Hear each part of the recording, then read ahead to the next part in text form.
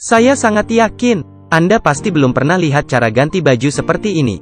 Berpakaian putih dibakar dengan api. Dan menjadi seperti ini. Dia adalah seorang desainer baju. Namun belum lama ini dia adalah seorang pencuri. Warna rambutnya sangat khas. Setengah hitam dan setengah putih. Mungkin Anda akan berpikir, rambut yang dia warnai sangat bergaya. Tapi itu adalah warna saat dia dilahirkan. Ketika dia masih kecil, dia tidak pernah pikir warna rambutnya adalah sebuah fashion. Para siswa menganggap dia anak aneh. Anda melihat lelehan bau berjalan di sekitar sini. Gaya rambutnya benar-benar seperti Sigung. Karena aneh, teman-teman selalu mempermainkan dia. Tetapi kebanyakan dari mereka berhasil dilawan dia. Akhirnya, ia dikeluarkan dari sekolah karena selalu berkelahi. Ibu memutuskan membawanya pergi ke London. Tapi keluarga tidak terlalu kaya. Ibunya membawanya ke pesta yang diselenggarakan oleh orang kaya. Dan mencari temannya untuk meminjam uang. Tapi dia yang nakal juga menyelinap masuk ke pesta. Ini adalah pertama kali dalam hidupnya dia melihat pesta. Langkah yang indah dan gaun yang cantik membuatnya merasa seperti sudah menemukan mimpinya.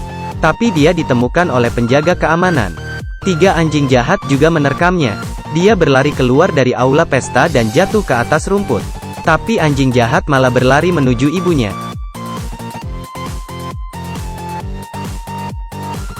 Sehingga ibu jatuh dari tebing. Mereka juga dijebak oleh orang kaya sebagai pencuri. Tapi dia berhasil melompat ke sebuah truk. Dan sampai di London. Dia menangis di bawah air mancur.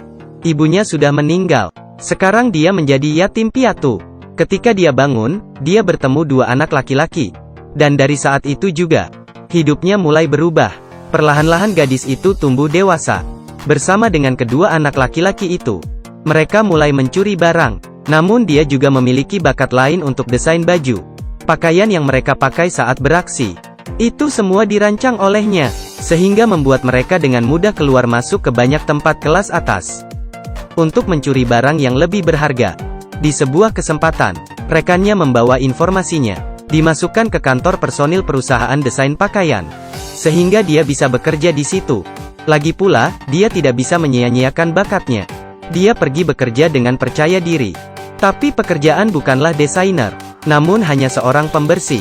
Dia selalu mencari kesempatan agar pemimpin melihat desainnya. Tapi siapa yang akan percaya dengan desain seorang pembersih? Malam itu, dianya yang sedih minum banyak whisky. Sehingga dengan mabuk dia masuk ke jendela pajangan. Keesokan hari dia dibanguni oleh orang lain. Jendela pajangan itu berantakan. Model ini dirancang ulang olehnya dengan kertas koran. Walaupun tampak berantakan tapi menarik banyak perhatian orang. Manajer menariknya keluar. Manajer berpikir ini sangat merusak citra perusahaan. Tapi beberapa orang sangat menghargainya. Seorang perancang pakaian yang paling terkenal di London, Baroness, turun di depan toko itu. Dia melihat model di jendela. Tampilan jendela yang disusun oleh gadis itu adalah sesuatu yang terbaik yang pernah kulihat dalam 10 tahun. Ya, dia bisa pergi bekerja untuk Baroness keesokan harinya. Baroness terlihat sangat elegan. Tapi sebenarnya dia sangat keras. Sangat sulit melayaninya. Hari pertama di tempat kerja. Desainnya dipuji oleh Baroness. Kemudian dia menjadi asisten pribadi Baroness. Dengan senang dia datang ke air mancur dan berbicara dengan ibunya. Dan memamerkan prestasinya. Tapi segera dia menemukan rahasia yang mengejutkan. Baroness memakai kalung ibunya. Dia mencoba menanyakan asal-usul kalung itu. Tapi Baroness mengatakan kepadanya, kalung ini adalah pusaka keluarganya. Dulu pernah kalung ini pernah dicuri oleh seorang pelayan. Dicuri? Itu tidak mungkin.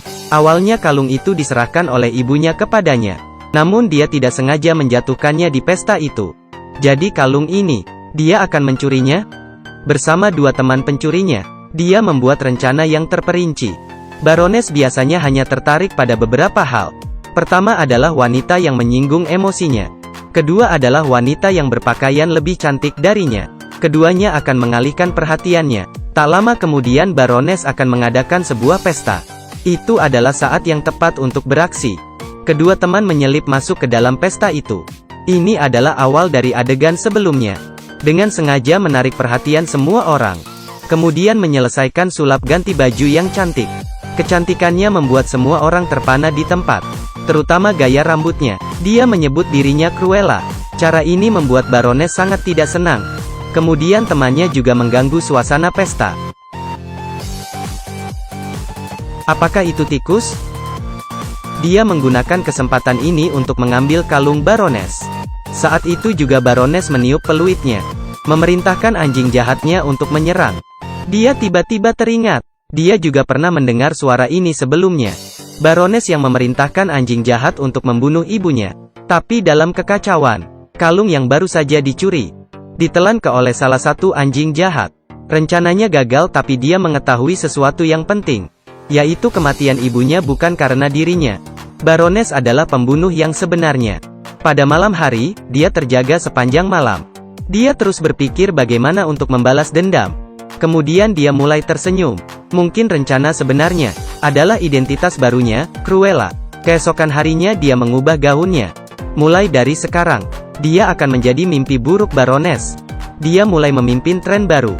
Tapi rencana pertamanya adalah untuk mencuri 3 anjing jahat Baroness.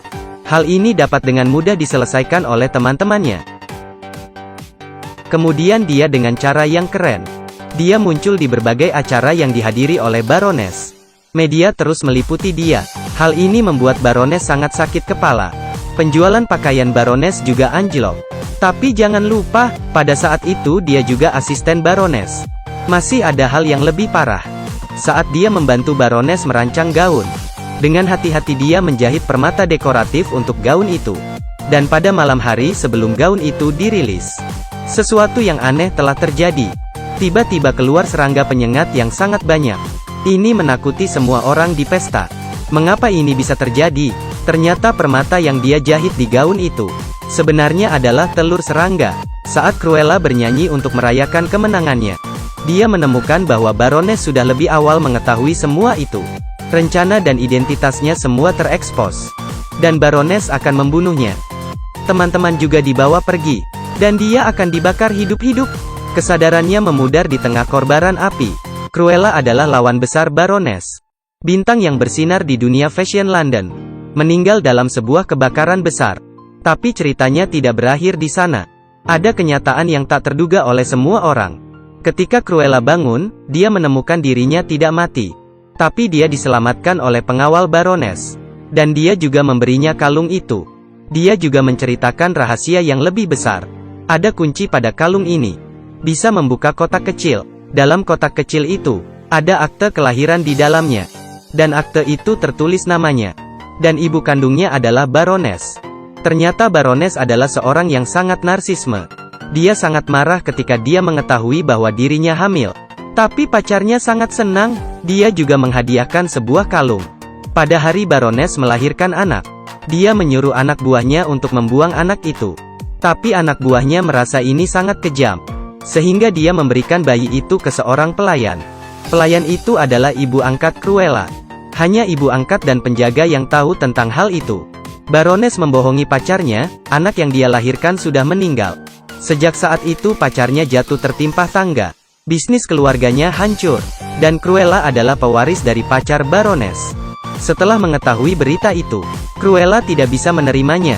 Dia tidak bisa menerima bahwa ibu kandungnya adalah setan. Dan ibu yang selalu dicintainya sebenarnya adalah ibu angkatnya. Tapi dia adalah Cruella, seorang wanita yang ditakdirkan untuk menjadi luar biasa.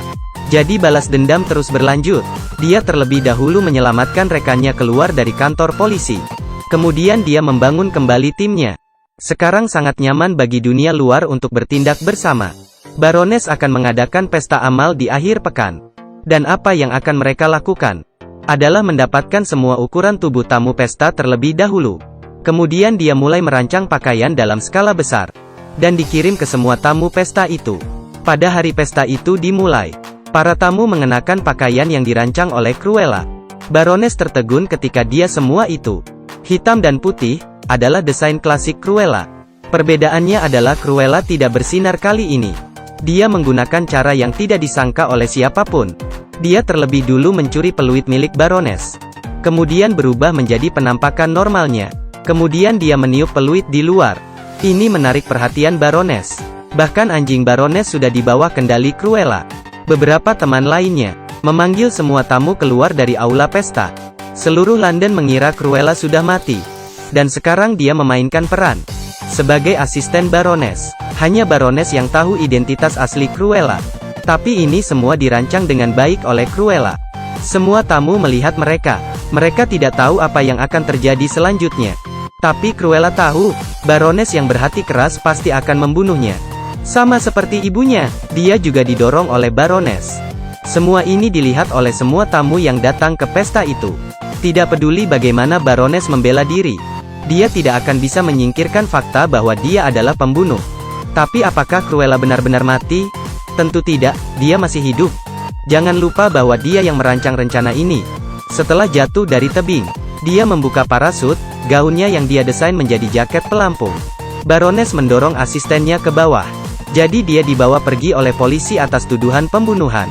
Dan Cruella yang asli baru muncul dengan bersinar di depan umum. Ini adalah film baru tahun ini, Cruella. Seluruh film memiliki irama yang ketat. Ada juga beberapa cerita yang berbalik arah, terutama kostum dalam film. Desainnya benar-benar cukup bagus, meringkas keseluruhan film ini. Ibuku yang membunuh ibuku yang jahat. Ibuku membunuhku. Akhirnya aku membalas dendam dan membunuh ibuku. Baiklah, itu saja untuk film hari ini. Ketemu lagi di film berikut, bye-bye.